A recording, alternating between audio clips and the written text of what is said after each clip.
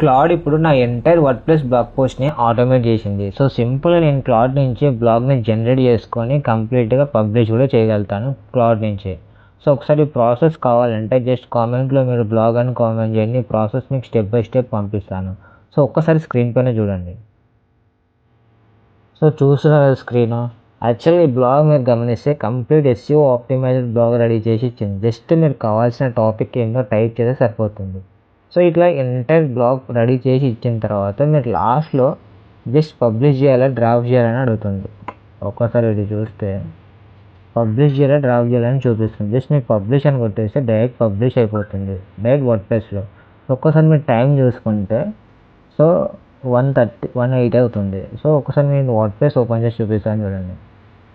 So ఇది WordPress కదా. So how to do keyword research for SEO అని చెప్పేసి టాపిక్. సో ఇప్పుడు మీరు ఇక్కడ డేట్ అండ్ టైం చూసుకుంటే కరెక్ట్ ఇదే టైంకి జస్ట్ 1 minute బ్యాగ్ నేను ఎంటైర్ వర్డ్ప్రెస్లో బ్లాగ్ని ఆటోమేట్ చేస్తాను మీరు చూస్తే.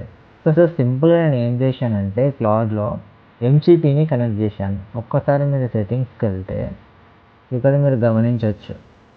సెట్టింగ్స్లో డెవలపర్స్కి వెళ్తే ఇక్కడ వర్డ్ప్రెస్ MCP అని ఉంది కదా. సో MCPని కనెక్ట్ చేసిన తర్వాత జస్ట్ సింపుల్గా ప్రాజెక్ట్స్లోకి వెళ్ళి ప్రాజెక్ట్ క్రియేట్ చేస్తున్నాను. సో ప్రాజెక్ట్ ఏంటంటే కంటెంట్ హైవ్ అని చెప్పేసి ఒక ఆటోమేషన్ సెట్ చేసుకున్నాను. సో ఇక్కడ మీరు ఓపెన్ చేస్తే ఇక్కడ ఇన్స్ట్రక్షన్స్ ఉంటాయి. సరే ఈ ఇన్స్ట్రక్షన్స్ అనేది లైక్ వెరీ లాంగ్ ప్రాంప్ట్ అన్నట్టు. సో సింపుల్ ఇన్స్ట్రక్షన్స్ పెట్టేసిన తర్వాత మీకు కావాల్సిన బ్లాగ్ టాపిక్ ఏదో ఇక్కడ ఇచ్చేస్తే సరిపోతుంది. సో 100% జనరేట్ చేసేసి డైరెక్ట్ మీ వర్డ్ప్రెస్లో పోస్ట్ చేసేస్తుంది.